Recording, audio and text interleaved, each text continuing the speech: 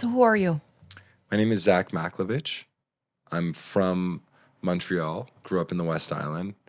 I own the brands St. Woods, Apartment 200, École Privée, Doubles Late Night, Maryland's, which is my newest spot, Apartment 200 in Toronto, Mickey Limbo's, my other new spot in Toronto that I love. Oh, right. Really good. Food's great there, as well as all of these places. And I'm a entrepreneur and consultant that specializes, I think, in bringing people together. I also own Catalog 3, my carpet business. I love my... Sorry, I should have mentioned that first. Wait. You do carpets? I own and partnered with a phenomenal family to create a carpet company called Catalog 3, where we sell one-of-a-kind vintage and semi-vintage rugs. And we've been working on it for 3 or 4 years, and it's really, I love it. Cool. And I work on all the editorial shoots and the partnerships, and they were already in the carpet business for 1 million years. We partnered, and we've got a great team, and I love that company, and I should have mentioned it. Well, it'll be in there. Where did your obsession with nightlife begin?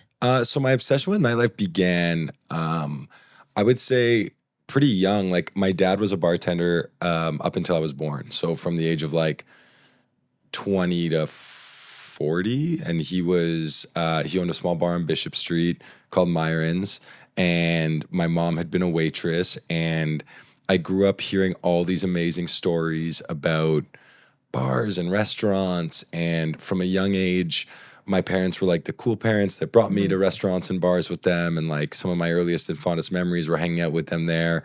My uncle also was like, had worked with Donald K. Donald at some point. So like I'd always like kind of grew up around the entertainment and nightlife business. And then obviously my cousins who were DJs and musicians. So like I always kind of had like an attraction to maybe the nightlife. Yeah. And then I remember the first time I got brought to a nightclub, I was maybe 15 years old, wearing like a very baggy suit, and it blew my mind. And I was like, this is the coolest place in the entire world. And it was on Crescent Street. I was a child, and I think from that moment on, like every time there's someone like, do you want to go? And I was like, yes, I'll be there. I'll be there in 5 minutes. I'll see you soon. So yeah, That's it started amazing. really young in high school. Okay. And then when was the first time you threw your first party?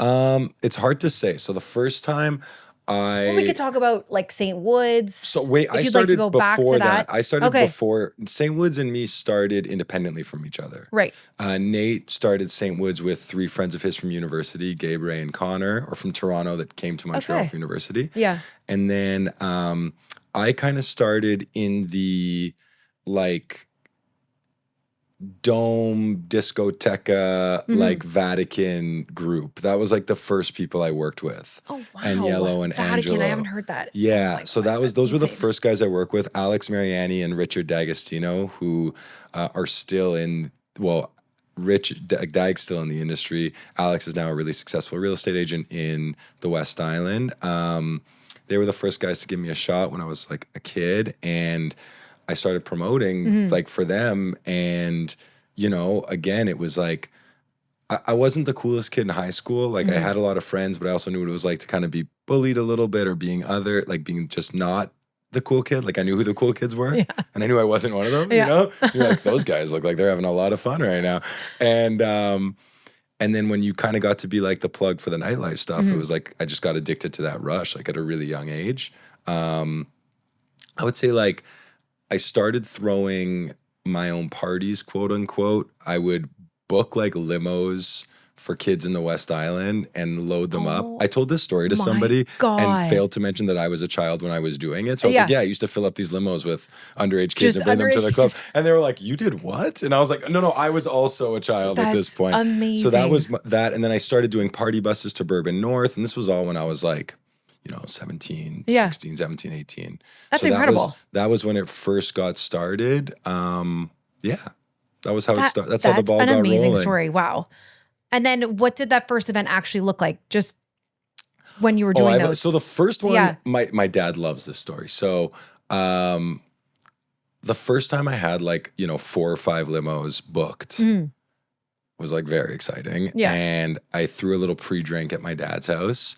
my parents were very supportive and understanding and terrified of what I was doing. I'd be terrified. So they were okay with what I was doing as long as I was like painfully honest with them, which I remain to this day. And so I booked like these 4 or 5 limos, show up at my dad's house. He had a cute townhouse in Point Claire, and like these 5 stretch limos show up, and him and me and all these other high school kids load up in these limos, go downtown. Everything goes well. And then my dad obviously can't sleep. He's waiting by the door. Exactly. You know, we all get in. We buy our bottles of like Kamaraska vodka. Back then we could still smoke in clubs. Like I didn't smoke cigarettes back then. I smoked cigars, which must have been absolutely like painful for anybody that was standing around me. And I still loved wearing I would wear my uncle's oversized suits. And so then anyways, I come home obviously like completely torched. Yeah. My dad opens, he's waiting at the door for me. And the limo driver gets up and opens the door for me. And there comes this little boy, stumbles out of the limo, walks up the door. God. My dad's like, so how was the night? And I just say I like that guy. I think I'm going to use him again. Go upstairs and pass out. So I think it went pretty well. To be honest, I couldn't give you any real specifics, but that was when it started, you know, and again, when you're a teenager and all of a sudden you're making a couple $100 a night. You know. So you made money from that, obviously. Yeah. Okay. I never did this strictly for the fun of it. Yeah. Yeah. It's always been a job. It's always been a job. Wow. Yeah. Oh man, I wish I was like that when I was younger. And then, okay, wait. So why don't we go to how did you and Nathan meet St. Woods, and how did you become? So how do we become a team? A team. Yes.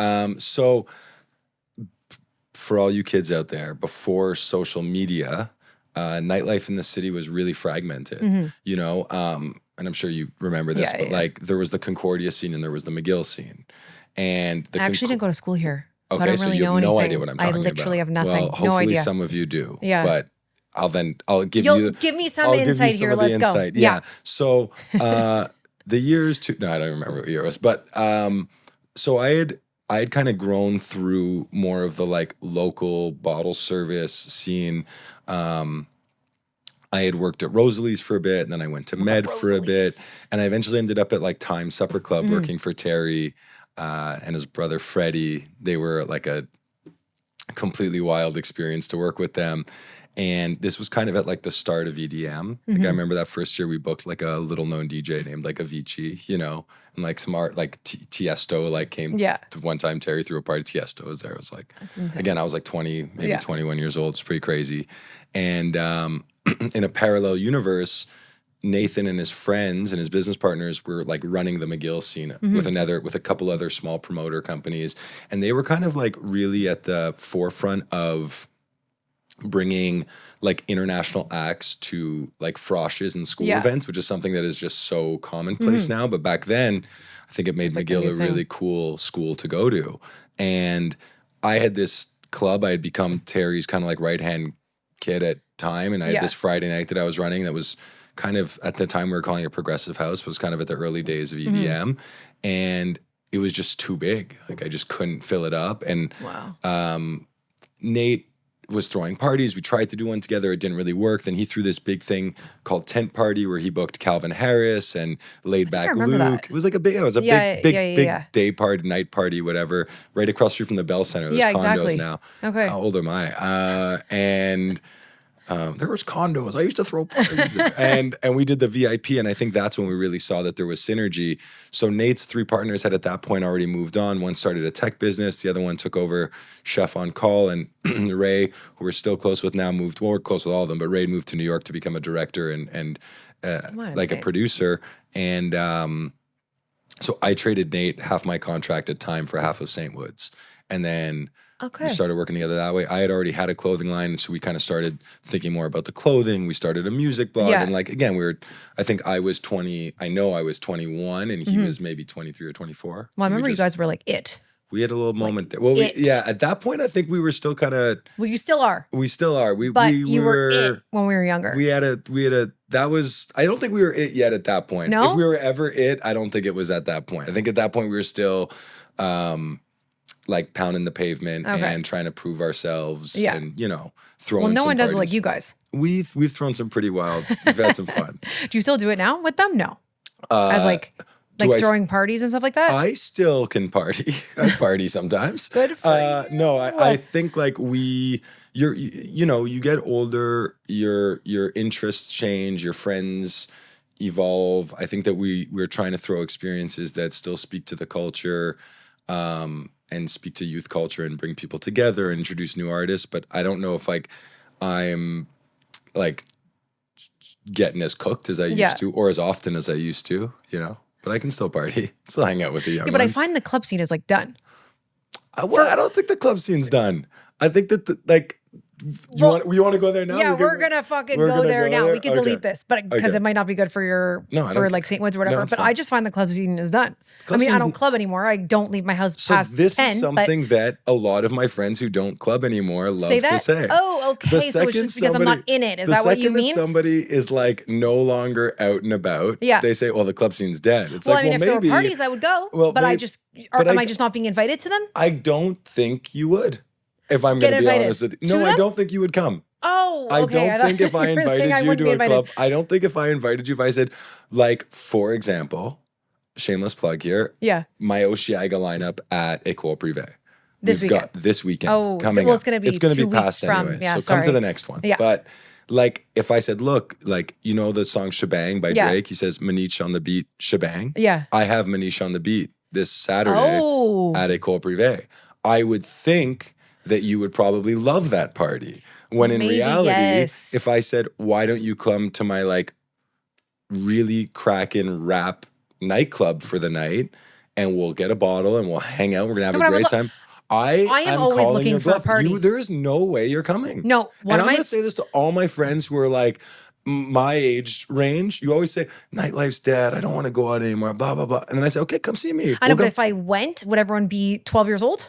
I don't think they'd be 12. I'd probably I'd get in a little bit of trouble. I think they'd be 25 years old. Okay, well, that's I know, but at the same time, for me, as a fellow 36-year-old, are we the same age? 89? No, 90. Like I'm an older gentleman. You're an older. I would say that, like, if you're going like Studio 54, was not filled with 36-year-olds. That's true. You know what I mean? Like Buonanotte at its prime was not filled. Yeah. There was like maybe some 50-year-olds there. Yeah. But the crowd was 28, 27. I guess because I was just really young. We were young. You know, and I think that is a hilarious like Montrealism that like in New York, when my 35-year-old friends go clubbing, they are not surprised to be the older demographic in the nightclub. Montrealers at 36 go to a nightclub and they look around and they go, man, everyone here is young. What am I doing here? It's like, well, dude, you either want it or you don't. Like, and when you do go to a nightclub, filled with 40 and up people, I'm personally a little weirded out. Like, I'm not having a great time at that party. I'm looking around and I'm like, this feels a little performative. I don't know how many people are here with their actual partners. Like the dance moves are weird. You're making a great point. Like I don't like those parties. I think that some people do them really, really well. And it's the geriatric parties, you know? Exactly. And for me, I'm happier being the unk at the cool party with the new music, feeling like the elder statesman, because I'm secure in the fact that like, I'm older than these people, but I don't feel weird about that. Okay. You're also a guy. So but different. I think that, but like can I tell you another story? Yes. You can tell me, you're the talent. I'm just here to, I'm going to tell you another story. Give you the questions. Recently, I had the pleasure of hosting one of my closest girlfriend's bachelorettes. Yeah. She went to school here. She moved away, became wildly successful, came back to Montreal and did a cracking bachelorette with 20 women from all over the world. Yeah. Like, and I mean, some hitters, some big name people out there. Okay. They came out to the club. They came out to my rap nightclub one night, and we had a blast. And can I tell you, because they came without expectation. Yeah. They came, they had fun, they danced, we got lit. They just knew what they were getting themselves into. Right. I think that a lot of the time, my older friends in Montreal, they're like, why aren't I having fun? It's because I think you're expecting to feel like you did when you were 20 at 36 So manage your years old. expectations. Or just be okay with having fun. You don't need to stay out till 3. Come out, listen to some music, dance a little bit, have a good time, smoke some cigs, get some drinks, and go home. Like, I'm going to send this to all my friends. Please. That exact thing. Okay, but so do you feel like you helped create the version of Montreal nightlife that people recognize now? Yeah. 1,000%. 1,000. I think or else that, I wouldn't have had you on. Yes, of course I wouldn't be an esteemed guest on this phenomenal podcast. I think that I think that people will speak of our era in Montreal. I think that you can't get frozen in a period of time. You know, I think that it's important that you evolve as an entrepreneur and that you evolve as a storyteller or as a connector or as a, you know, somebody who loves to bring people together. Like, I'm trying to do more things for my geriatric friends now that they can relate to maybe a bit easier. But at the same time, like, you know, I opened up Apartment 200. I was 23 years old. Like, that was crazy, you know? And that first year we had Mac Miller, Travis Scott, Lil Jon, Virgil, and Kaytranada, I think, in that first year. Wow. Like, let alone a bunch of Party Next Door, you know, you name it. Yeah. So, like, I think that the moments that we created, I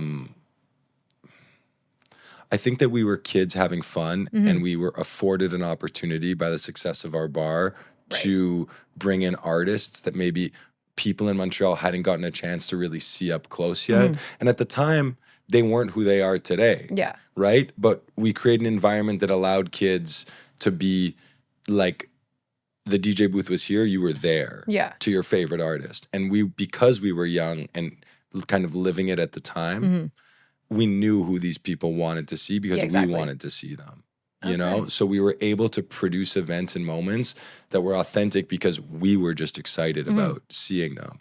You know? And then I think that became our goal moving forward, was just to always create experiences that we were really excited to be a part of. Yeah.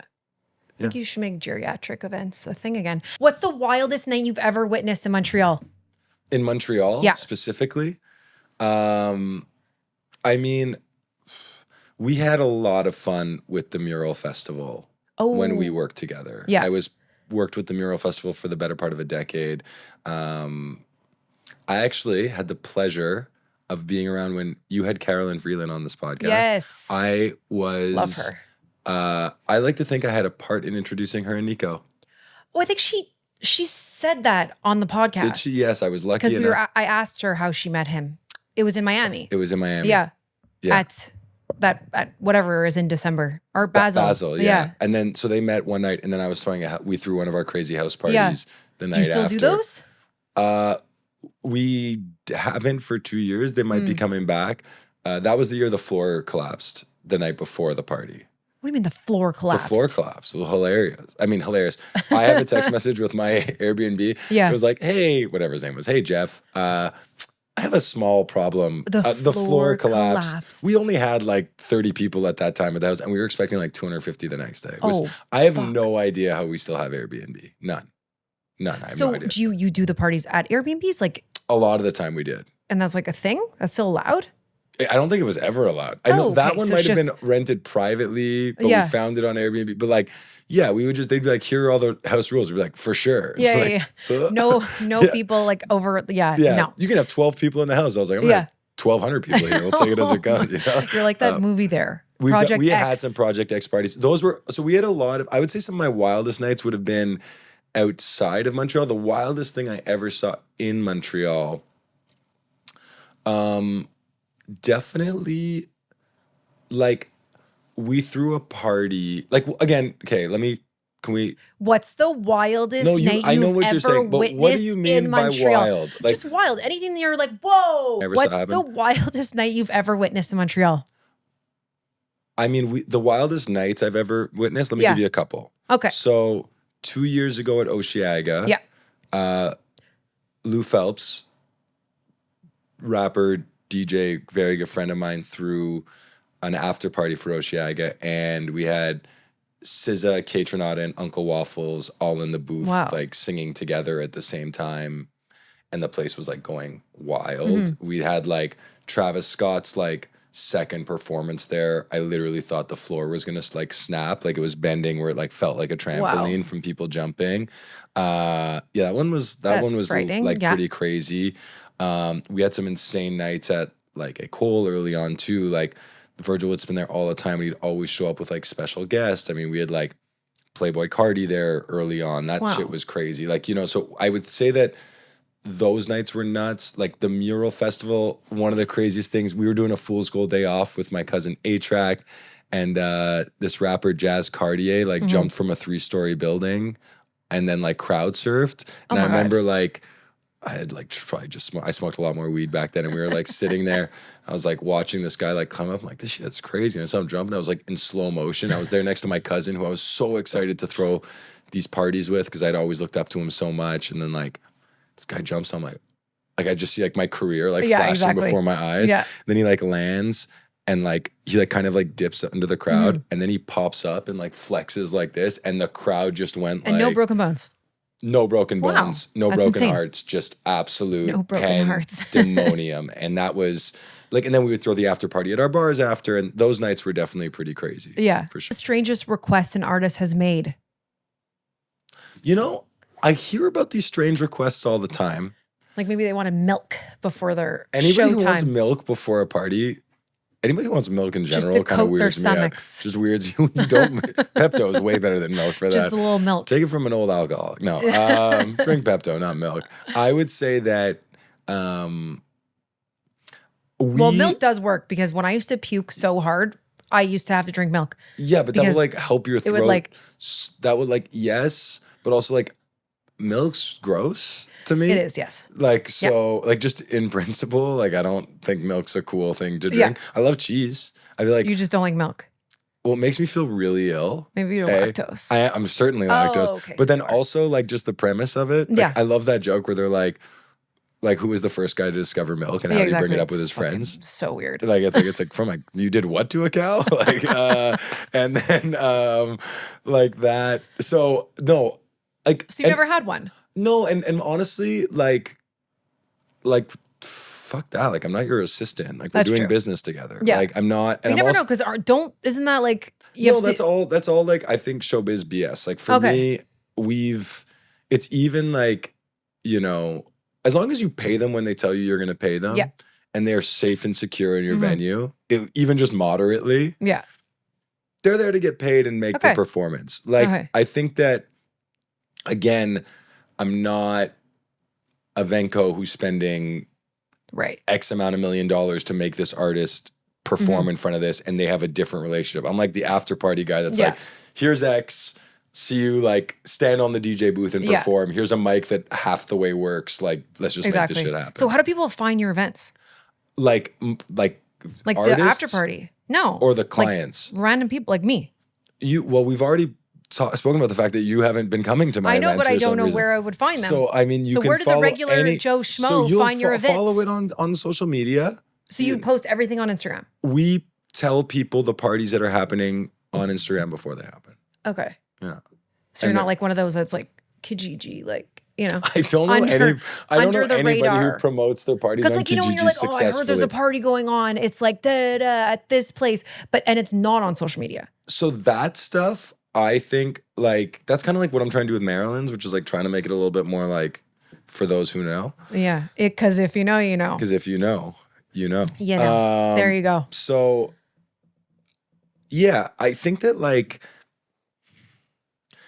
I think like you want to throw a party and you want it to be busy. So like we're telling people about the parties we're throwing. I think sometimes like magical things happen. Yeah. And like shit just the stars align and somebody shows up and next thing you know, everyone who's there like really enjoys it. I think that's why it's important to be out in these streets, right? Like if you stay home all the time and you're just waiting for that perfect night's never going to come. But if you're out all the time. I don't know what you're talking about. I go out all the time. I don't believe you, but I think you probably went out twice this month. Not even. Okay. See? Okay. So, we're going to go to entrepreneurshest now. Love talking about entrepreneurship. So why don't we, because that. I'm ready for whatever. Okay, and then after we'll go back to entrepreneur because we really got veered away. Okay. Best Montreal club of all time. Apartment 200. Best party you ever threw. I'm biased. Can I give a couple more? Fine. Can I give a couple more? I don't like one words. I have too much to say. Okay, but okay, fine. One word. One word. One word, Plus ou maybe. moins. Oui, oui. Alors, best Montreal club of all time. I'm going to go generation by generation. Sure. Okay? We love that. 80s, 1234. It was God. Canada's Studio 54. Yeah. Look it up if you don't know about it. Okay? 90s, Buonanotte. Oh, yes. Without question. Yeah. Okay? I think that you could also probably add stereo in there for early 2000s. Not my cup of tea. People love it. Yeah. I don't stay up that late. By 3 o'clock, I've had my drinks. Right. I need to go to bed. But for the people that love it, I hear it's the best. People still go there. They still go there. They love it. People still say best club of all Yeah. time. It's true. 2010s onward, apartment 200 École Privée. Perfect. We've done it. Best party you ever threw.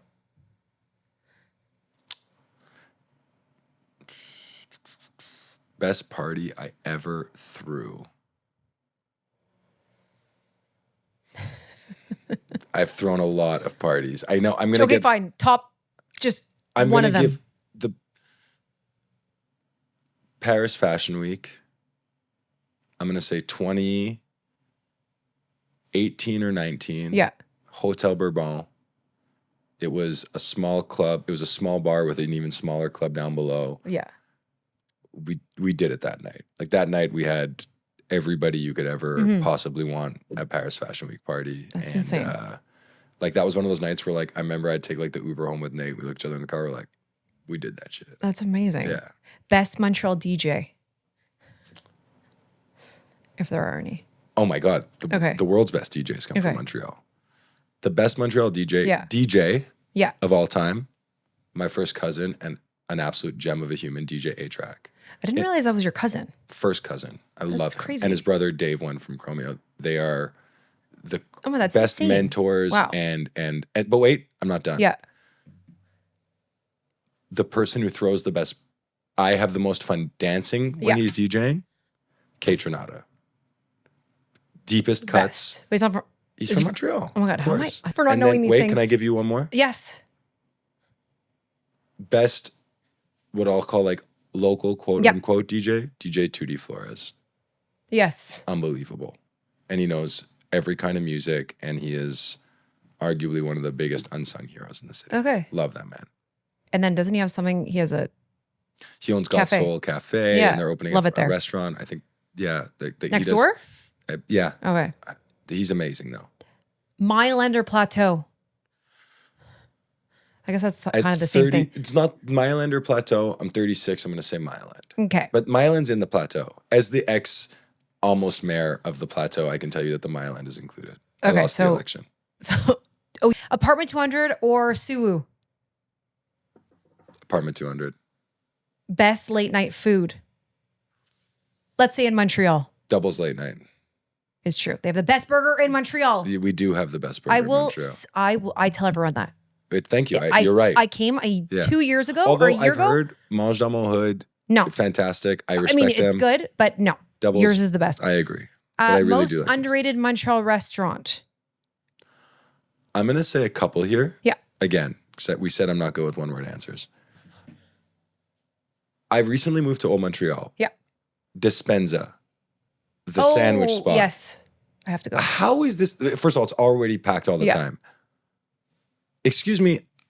I was not familiar with their game. That is the best sandwich.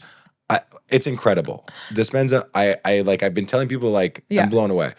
Most underrated restaurant, I would say. And I don't even know how underrated they are. Mikado Sushi on Laurier. They redid their restaurant. It looks gorgeous. Beautiful inside. Yeah. The family that owns it are incredible. The drinks are fantastic. Sushi's always great.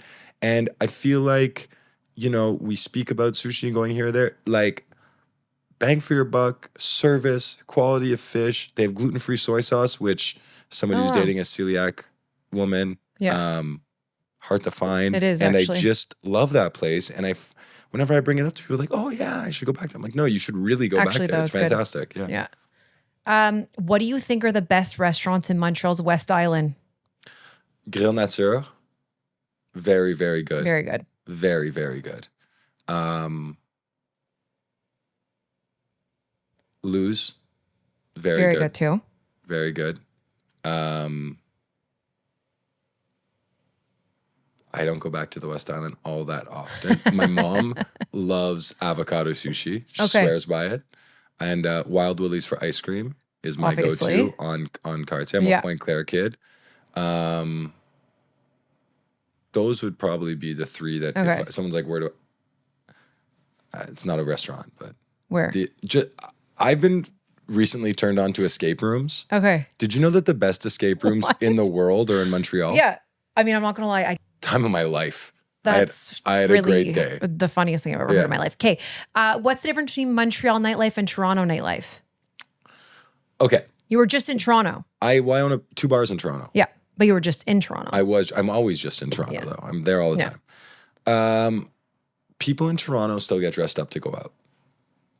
Right. One of the things that bothers me about Montreal is like, since when is it cool to always wear like a t-shirt and jeans? Yeah. Like I you don't would hate me. I like, you know what I will say?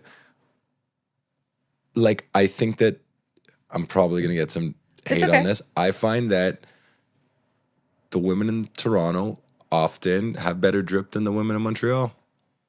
I do. But I will say I love that. Like, that's some clickbait shit. Although I wouldn't say that that's a universal rule. There's a lot of well-dressed women here in Montreal. But I would say that when we go out, like, okay, let me rephrase this.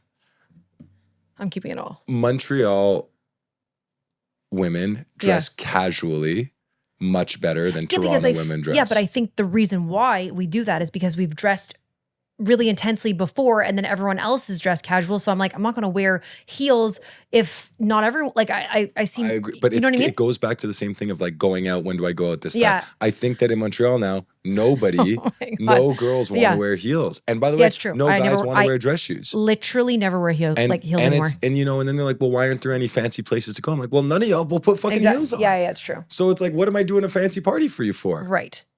So I'm trying to develop some spots where people can wear heels. Okay. Yeah. Like what? Maryland's. That's what Maryland's is. Maryland's. Okay. Maryland's. Can you discuss Maryland's more? I can talk about it more. What's Maryland's? Maryland's is a private club I've opened up in Old Montreal. And how do people sign up? Or how do they become members? So currently a membership's free. Okay. You sign up online. You can go to marylands.club is our website. Okay. Because you can now just do .club, which is really cool. I thought, okay, my tech guy told me that. I was like, that's awesome. Yeah, that is awesome. So you log in. We're trying to create, to your point, a crowd that's more in the late 20s to late 40s plus demo. Trying to avoid kind of the side bag scene. We want a place where you can have conversation, you can grab a drink. We've got all kinds of like activities. You can play backgammon or chess or Uno or whatever. But then we've got a really great cocktail and wine list. You can eat down there. Wow. And it's small if it's 22 people. But currently the members are a lot of kind of my extended network. And I'm very blessed to have a pretty diverse and interesting extended network. And I'm hoping that membership group continues to invite their friends and we grow from there. That's very cool. We're trying to do something that feels like they're so popular in New York and LA and literally every other city in North America. And so many people are like, in Toronto, and so many people in Montreal are like, oh, members clubs will never work. I'm like, I think, first of all, we've tried to make them too big every time we've made them. So I wanted to make this one small. Yeah. I also didn't want to charge people. For now, there's no plan to start charging people. Okay. I think if ever. So you just have to sign up and then. Well, and be approved and bring good energy. Because like you say what you do for work, what your age is, where you're from, your social medias, why you want to be a member, what you're trying to bring. Yeah. And like some people, they sign up and they try and be like, because I'm cool. And I'm like, well, I'm not going to let you become a member for that reason.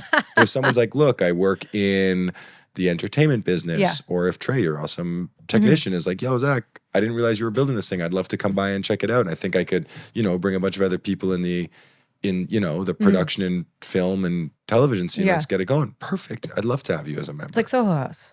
Yeah. But just better. And way less expensive with no amenities. That's okay. Yeah. Totally not so us, but yes. No. But like I want it to be successful. So I'm going to fucking make it yes, huge. I just didn't know. And then Lovebird too. Like, are you a part of Lovebird? I'm not a part of Lovebird. But you were there? I was there when it opened. Just because Caroline was singing or something? She was singing and I got invited by a wonderful PR company that invites me to all kinds of really cute events that I love going to. Please keep inviting me. Love a free drink. And a wonderful time in a new space. And Zebulon designed it. It's beautiful. Oh, yes. Lovebird's really cool. I think that Lovebird's trying to be more of like a jazz bar. Yeah. I really want for Maryland's for it to be a place where like you talk to people. I really think one of the negative things, although we said we wouldn't say anything negative on this podcast, one of the negative things about Montreal nightlife right now, nowhere to talk. It's true. Why can't I be dressed up and talking? Yeah. It's like if you dress up, it has to be painfully loud. And if you're dressed casually, then like, do you want to be maybe the people around? Like, I just want a bougie place where I can also have conversations with. You should make a singles event. I think that singles events are weird. The weirdest thing because ever? I think that people in a relationship and people that are single should be able to converse together. That's true. And I like bringing my single friends out and introducing them to other single people. That's okay. Even though I'm in a relationship. Yeah. I think it's nice to I find single events fucking sketch. I find them just as sketch as 50-year-olds in a nightclub. Okay. Same thing. Same energy to me.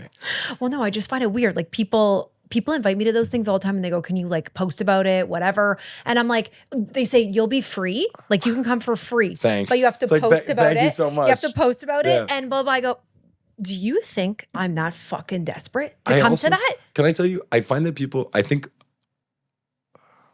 a lot of the problems we have today is that people don't leave their houses. People don't leave their houses. But then I don't think that when you're saying like, I know how I'm going to get people out, is I'm going to invite them to a singles event. Yeah, like for me, just invite them to again, I will say that one of the reasons why I think I've been having success to start off at Maryland and we've been throwing some really fun nights and parties there is that I do have some older women that show up, older just being my demo, like women, like, 28 to 40. Yeah. And then I've got men that are showing up that are 28 to 40. And they're finding each other in the space where they can have a conversation. And they're like, wait, you're single? And they're like, yeah, you're single too. And they're like, this is fantastic. Yeah. Because most of my friends who are in that age group and who aren't single really don't go out. Like they're hard. It's true. They're very hard to go out. Yeah. I see. That's wrong though. I think terrible way of that they all think that, but they say what you say. Yeah. Why would I go out? No, because I'm in a relationship. I find guys are very different. Is the only reason to go out to Yes, that is literally, maybe not you, maybe you're fun, but every single one of my guy friends or my brothers, whatever, they're like, why would I go out if the reason to go out is to find girls? See, I think that obviously that's bad. That is unhealthy. I agree. I'm going to say is unhealthy. I agree. A. B, no disrespect to your guy friends or siblings. Don't care. Yeah. They're all little bitches. Yeah. No, I'm sure you're very nice. Please come to Maryland's. I think I think that again, you look at great cities. Yeah. You look at New York, you look at Miami, you look at anywhere in Europe. You go to you look at great cities like New York, Miami, LA people don't really go out, but it's because they have mansions, and why would you leave your man? If you live in LA, you have an excuse not to leave your house. Your house is gorgeous. If you live in a 1-bedroom apartment in Griffintown, motherfucker, leave that bitch shit. Just go walk around. In all these other cities, it's normal to go out and to mingle, whether you're in a relationship or what's even cooler? Going out with your partner. What a lovely experience. Right. Go out with your girlfriend and maybe 2 other couples and have drinks and chat and be social. And maybe you'll see another couple that you like and then you can all become friends. Wow. And your network will grow. Yes. And your network grows, your net worth grows, you have a good time. That is amazing.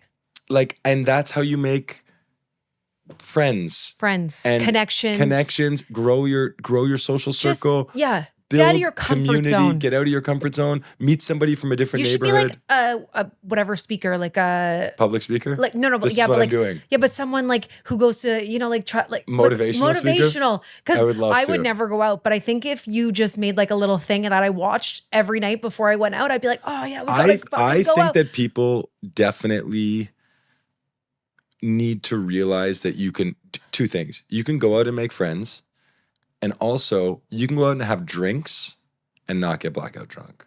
That's true. That's a Montreal. I barely drink anymore. I have 1 drink. So I am out 3 to 4 nights a week. Yeah. 2 to 3 now. 2 to 4. Will you bartend doubles too? I bartend with doubles your father? once a week with my father. He stays for 2 hours. He's fantastic. What night? Thursday nights from 5 to 7. Just the cutest man. He brings his friends. I met him. He's the nicest Sweetheart. ever. So some nights I drink a lot. Some nights I drink a bit. Yeah. But I try to have fun either way. And I think that I think that so much of the Montreal that we grew up in, Yeah. whether that have been Buonanotte or Apartment 200 or the places I mentioned earlier, like we used to get fucking cooked because our generation binge drinked like it was our business. Like how many bottles of Kamoraska vodka can I drink? And those are the days though. Those were the days. They were. Beat the clock bottles at Tribe. Talk to me about that.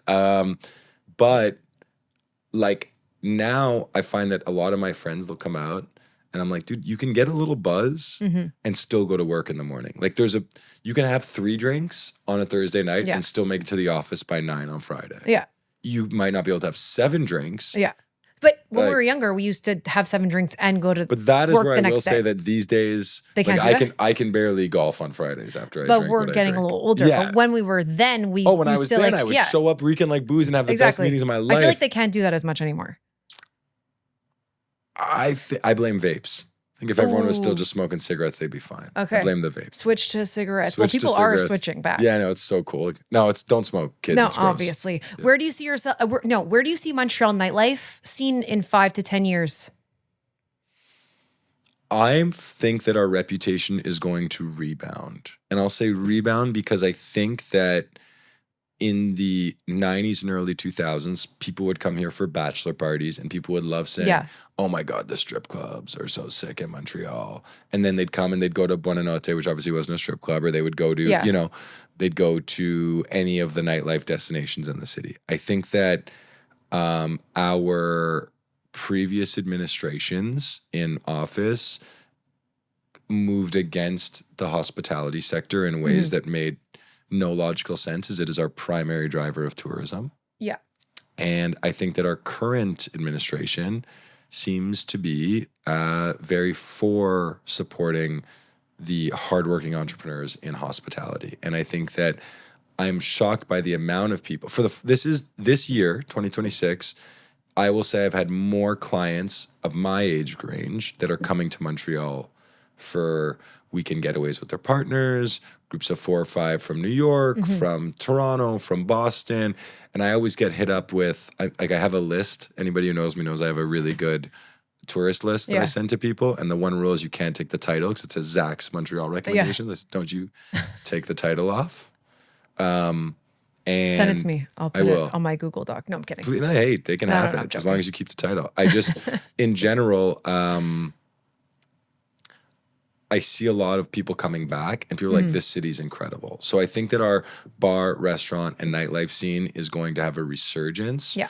The one thing I think that we're lacking is I'd like to see some young kids. Like, I don't really know who the 23-year-old that I mean, I think I could say who he is, but I don't know if, like, I see what they're doing and I'm like, okay. Yeah. I'm not like sick. I'm like, oh, okay, I think I see what's going on here. I'd like to see them flourish. I look forward to them taking the torch. And then, okay, so take us through the best day in Montreal, like breakfast, lunch, anything you want. The most ideal day. If I'm having my best day in Montreal, the best day of your life. I think I'm like my last day. Like, what's my knock on wood? Yeah. My last day in Montreal, I'm probably eating 6 times. Okay. I'm gonna think of like how I'm driving around the city. Favorite early breakfast. Probably gonna go to Cosmos. Love it. NDG. I went 2 weeks ago. Amazing. Delicious. Yeah. Unreal. Digest a little. Right now, my go-to brunch spot, Le Mac. Amazing as well. Also for dinner, but what a brunch. Yeah. And I love Max and that whole place and the vibe there and the they do it well. The elderly Outremont women that are so judgmental of me when I show up dressed like shit, smelling like alcohol. They're just wonderful. You don't wear your tux? Your oversized tux? I don't. It's not tuxes. I would wear oversized suits. Hugo Boss suits, which I still wear. Okay. I've been wearing. I've been liking the Boss suits recently. That's then lunch. Then, like, again, I really like Epicerie Lulu, the Lebanese spot. Very good there. Their chicken plate. Oh, I can't walk by it without getting it. Yeah. I love it. I absolutely love it. And then I've also been having a lot of lunches at Au Coin. Love it there. Matt, that place is so cool. Matt Kaiser and JF Gervais and Nick Early, all cool, very cool guys. Oh, he owns it? Kaiser? Kaiser, yeah, he's one of the I thought partners. it was Kaiser. So I eat there a lot because I work at a Doubles. Oh, right. And I love it there. Yeah. And their coffee's what a cool place to have a meeting. And so I was just filled with such. They really do well. And Their they have whole an outdoor, staff. which is their key. patio's gorgeous. They just do great. I'm really a fan of that place and those guys. They're really awesome. They're great at what they do. Mm-hmm. So I'd probably have like lunch at those two spots after I've had the double brunch. Right. I might. Then you digest. I'll get a Kemkoba ice cream Right. or a Dalmata ice cream depending on which mood I'm in. Yeah. Kemkoba is a bit lighter. Dalmata is a bit richer. My two favorite ice cream joints. Perfect. Probably get a coffee. Olympico, of course. Obviously. Duh. Although, since I'm an Old Montreal guy now and I'm kind of on the west side of Old Montreal, micro espresso. Very Dude, good. Yeah. Where did this place come from? It's actually very good. Phenomenal. That's like the Fly Gym place, right? It's upstairs? Okay. But their coffee's fantastic. Yeah. And they're dog friendly. Yeah, they give pup cups. Also, fuck the government for hating dogs in coffee shops. What the hell are we talking about? You know what? Someone had to say it. What are we talking about? Had to Who say hates it. dogs this much? Literally. And by the way, if you hate dogs this much, make your own fucking coffee. I agree. Fuck off. I agree. I can't even remember. Can I I have to swear bring on my this dog in podcast? my purse. Literally in this purse. So when I lived on Mount Royal, I didn't mention Beauties. I love Beauties too. Beauty's delish. The only place to get a Blintz. Yeah. By the way, for my mishpacha out there, a Blintz. Have you been to Jan's Deli? I haven't, but I'm dying have to go. to go. And I was Harley just always there. talks about it. Yeah, I was I'm just there. really So dying good. to go. You have to. And I feel shitty for having not gone. Well, you are shitty. I am shitty for not going. I have to go. I'll bring my dad there for his birthday. Yes. In December. No, his birthday's next week, actually. I'm when kidding. this podcast will go. Okay. Happy birthday, Myron. You old shit. He's going to have a good day. I think we'll do deli, golf, and then I'm going to take him for dinner. Oh my God, love that. Okay, back to these restaurants. I can't answer dinner. that question. I'm at dinner already? You're being really slow though, so hurry it up. Hurry it up. Dinner. By the way, I'm very rough, eh? I hope It's okay. I'm fine with it. I get bullied all the time.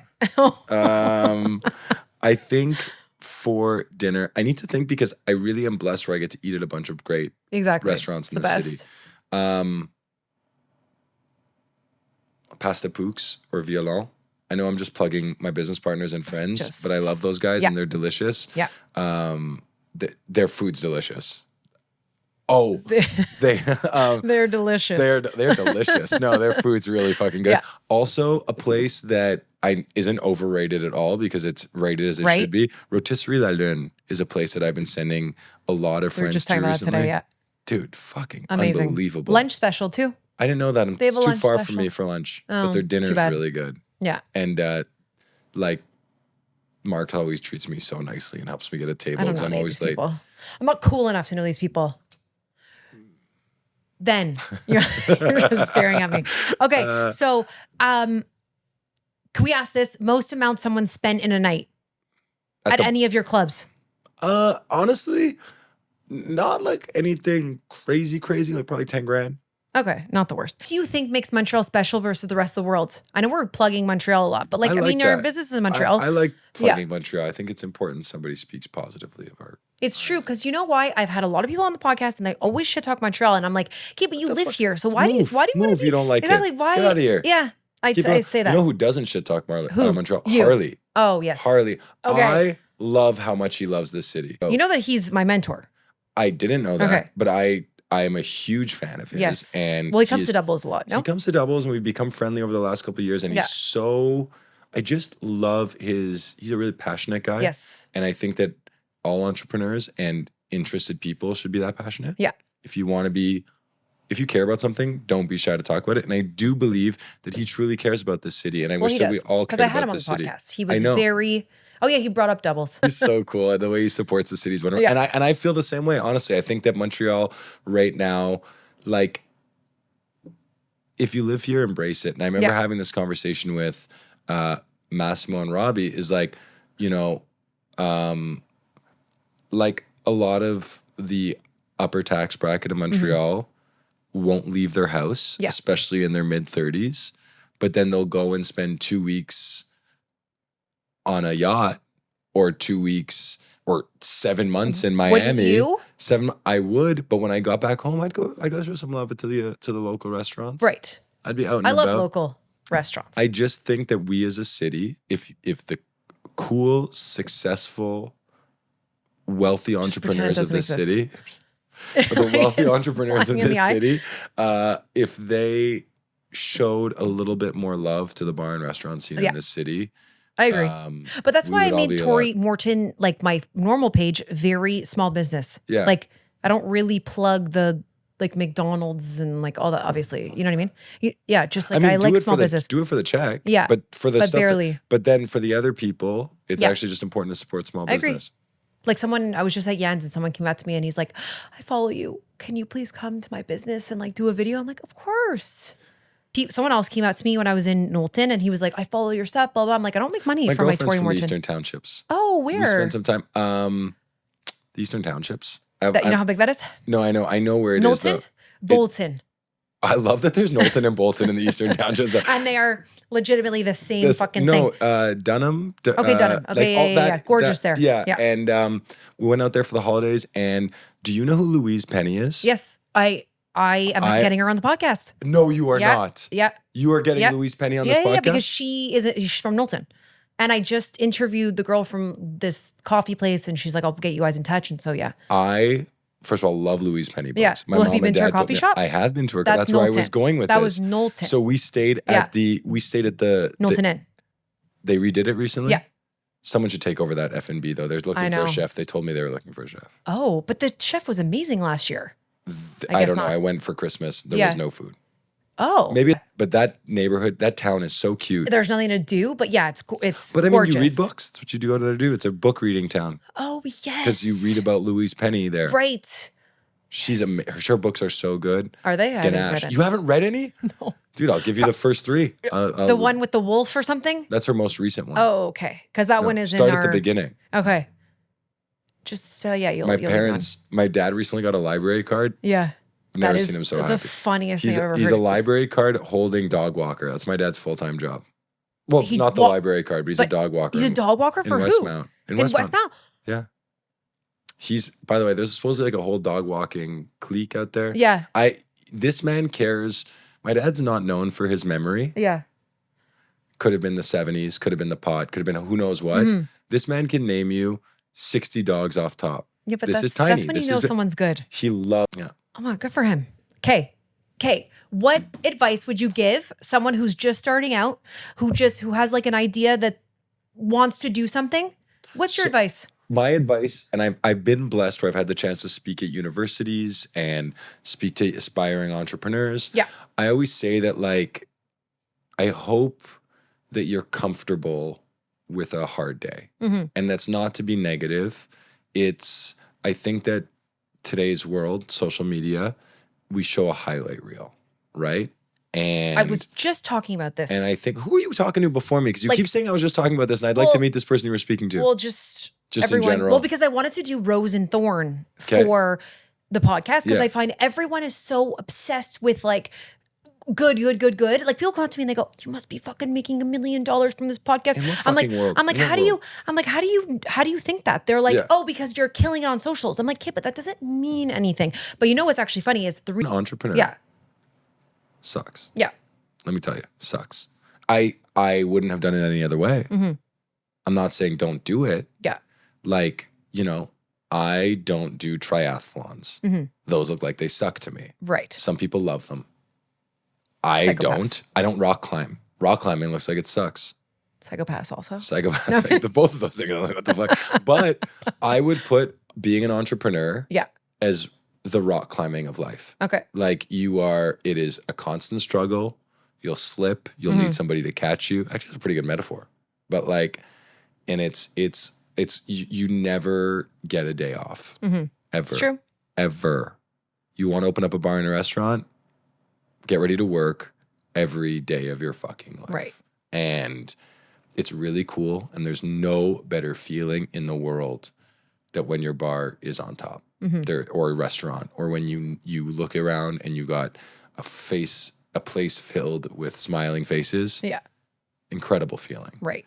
But when that day you walk into your restaurant in a cold day in January and you got bills to pay, and there's 4 people there for the second service, and you know, that Takes a day lot on the soul. sucks. Yeah. That day sucks. And it's not just the toll that it takes on you, it's the toll that it takes on your partner and maybe on your kids and on your parents and on your credit score.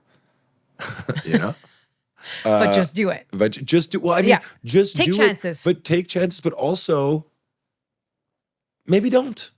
Like, that's the other thing is that I think sometimes, it's important to say, but because like, you are just take chances, but maybe don't. But maybe don't. But maybe just don't. But maybe also, just don't do it. But also maybe don't do it. And I don't mean to be negative about that. My thing is that, okay, let me rephrase. Yeah. But I'm not really rephrasing. I'm just going to add a little caveat, okay? When I say don't. Maybe just don't, what I mean to say is some people quit their day jobs before it's time to quit your day job. It's okay to have a hobby that isn't a career. Right. It's okay to have an interest that isn't a personality. You can love something and not trade away your house and your comfort for it. Right. Like, you don't need to give up like security to chase your dream either. I see a lot of people that think that like, well, I can't be an entrepreneur. I work for Deloitte. Yeah. Cool. But like, you can also start this job in your spare time. Right. Like, why don't you try, let's say you really love coffee, then why don't you try to like do a coffee pop-up somewhere? Or why don't you say like, okay, I'm going to work one Saturday morning at my favorite coffee shop before I open up a coffee shop. Or all those people who decide that they're going to take all the money they made in every other industry and open up a bar or a restaurant. Have you ever worked in a bar and a restaurant? If you haven't, it's going to be hard. Don't do it. Yeah. I'm not trying to become an accountant, having no idea how to be an accountant. Right? I like that. So maybe don't do it. Maybe don't. Maybe don't. Just don't do it. Just don't do maybe it. just fucking don't do it. It's cool too. Okay, wait. Last question, or maybe not last, but like, what closed bars in Montreal do you miss the most? What closed bars do I miss the most? In Montreal. Suwu, R.I.P. It was the first place I opened. I missed that place. I loved it. That place was really fun. Places that I don't own. Yes. That I miss. Buona Notte to be. I know we brought it up a bunch. You know what? I agree with that. That place cracked. Oh, God. That place rocked. That was... Globe too, that little corner. No, Globe, I got kicked out one time and I was never allowed back. What were you doing at Globe? I just tried to sneak in and I'm 9 feet tall. So the guy... Was it Steve with the ponytail? He knew me. Was it Steve? Was his name Steve? I don't know, but he was so scary. I was like... He was an extra. He was an extra in movies. He had a couple he was scary. too. And one night, I go, I'm not waiting in line. I jumped over the thing and I like... And he high really heels, never let you back? He remembered me every weekend. He goes, you think I'm dumb? But every time. Did you not just be like, dude, let me talk to you? No, I'm scared of my own shadow. Absolutely not. So many people I find in nightlife, they fail did you try just talking to the person? Never. Absolutely not. You probably would have been let I can't back go in. back there ever again. So I would just go to Buena all the time. And Buena Buena was my so vibe. good. But I tried one night to get in, didn't work out, and I was never allowed back. But that's just what happens. I'm trying to think you know what I miss, but it's not a real thing anymore, and I'm too old to go now. I don't know if you even ever went here. Do you know what the Durocher lofts were? No. I feel like some of the MTL blog followers will know this. There was a period before COVID where you go up Park. Yeah. 1 block west. Once you get like...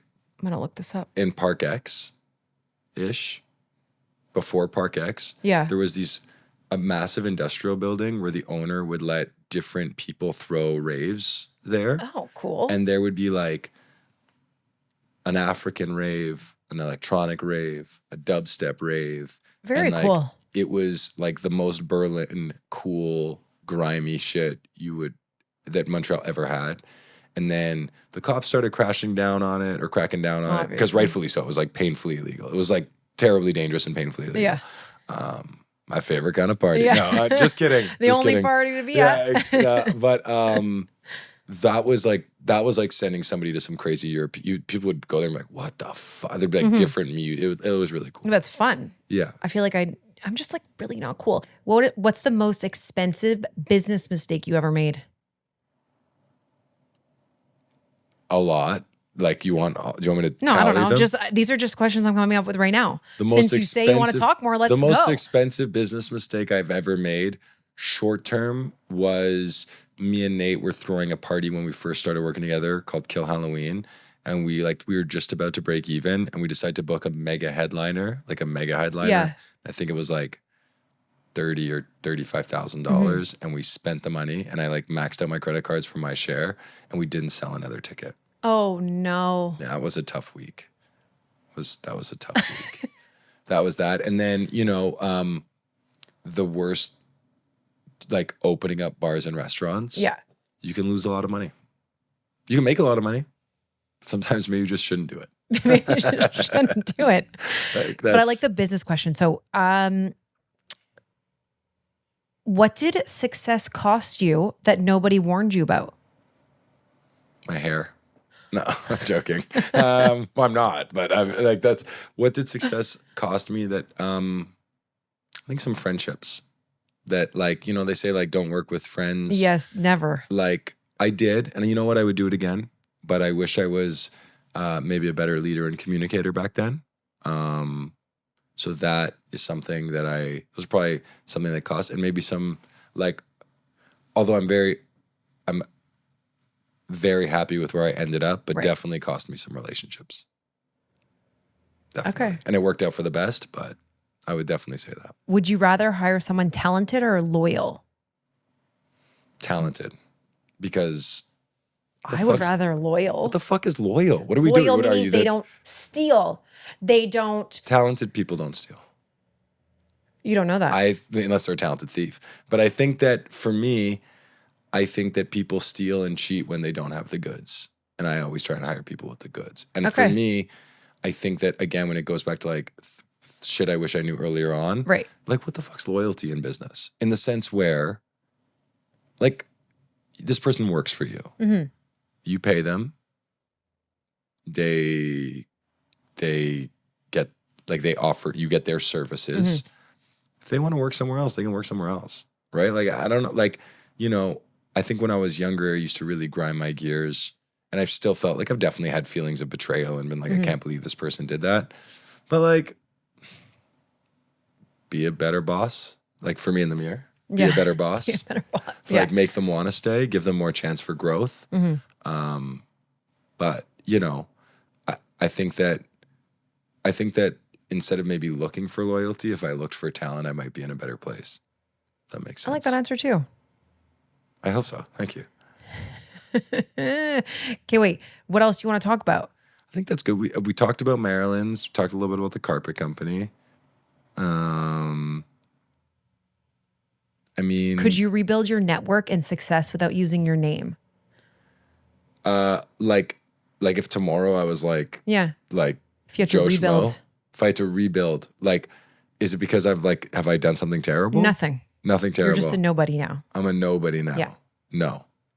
I mean, yeah, like, duh, I'm pretty charming and fun. Yeah. But like, I would probably choose a different career path that would be like less, you know what? Like, I feel like dry cleaners make a lot of money. Only going out in 3 weeks. Okay, that's so fine. Just, what are some other things? I would love for people, I think it would be cool to have more people join the Maryland's community. If you're interesting and fun and you're geriatric, as we were saying, and you want to go to a fun place to network that isn't a singles bar, I would love for you to come see me at Maryland's or apply to be a member, or just hit me up and say, yo, I'd like to come check it out. Then we can get to know each other before you become a member. I think that would be really cool. Are you picky? In life? When you pick memberships? I try and like gauge whether or not you're going to be a good vibe. Yeah. Because like, I think if I were to do that whole membership thing, like I would be dumb about it. You need to be, one thing, can I tell you something I found interesting? Yeah. I thought that with 22 seats, like I might need only 50 members. Like, this place needs more than 50 members. I was wrong. You need way more. Way more. Okay. And I'm broadening my horizons to create a environment that,